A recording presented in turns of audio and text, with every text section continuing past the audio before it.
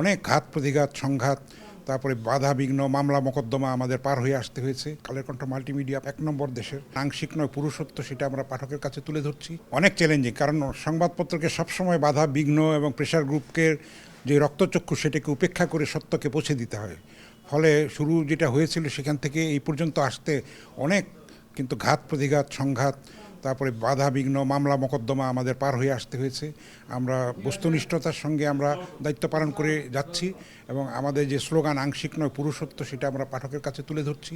সামনে চ্যালেঞ্জটা আরও কঠিন, যেহেতু জাতীয় নির্বাচন সামনে, সেখানে তথ্য এবং অপতথ্য দুইটার কিন্তু ডিফারেন্সিয়েট করা সাধারণ পাঠকের পক্ষে কঠিন। এখন সমাজ মাধ্যমে যেসব তথ্য ছড়াচ্ছে সেগুলি কিন্তু আনসেন্সর্ড এবং আনএডিটেড, সেটা ক্ষতি হয়ে যায় সমাজের স্থিতি, শান্তি, শৃঙ্খলা, স্বাধীনতা, সার্বভৌমত্ব, সাম্প্রদায়িক সম্প্রীতি অনেক ক্ষেত্রে কিন্তু বিপন্ন হয়ে পড়ে। ফলে মূল মিডিয়ার দায়িত্বটা কিন্তু কঠিন। যে আস্থার জায়গাটা নষ্ট হয়েছে দীর্ঘ স্বৈর শাসনের ফলে, সেটাকে আমাদের ফিরিয়ে আনতে হবে। আমাদের মধ্যে সেলফ সেন্সরশিপও ছিল, সেটা নানান কারণে, চাপের কারণে হোক, গুম খুন প্রেশার, অনেক মিডিয়া বন্ধ করে দেওয়া হয়েছিল।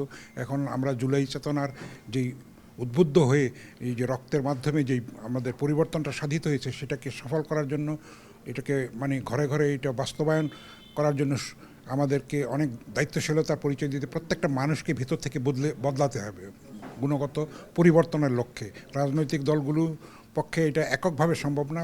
18 কোটি মানুষ প্রত্যেককে কিন্তু দায়িত্বশীলতার পরিচয় দিতে হবে, তাহলে আমরা প্রকৃত মুক্তিযুদ্ধের চেতনা, জুলাইয়ের চেতনাকে আমরা বাস্তবায়ন করতে পারবো।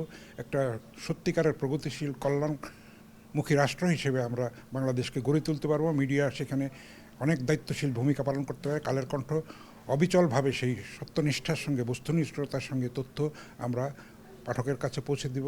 বৃহত্তর দর্শক পাঠকের কাছে আমরা আমাদের কালের কণ্ঠ মাল্টিমিডিয়া, আপনি জানেন যে এক নম্বর দেশের, সেটা আমরা অর্জন করেছি, মানুষের আস্থা অর্জন করেছি এবং এইটা আমাদের সম্বল, সেটাকে পাথেয় করে, পুঁজি করে, সেটাকে সাহস এবং শক্তির উৎস হিসেবে বিবেচনা করে আমরা এগিয়ে যাব।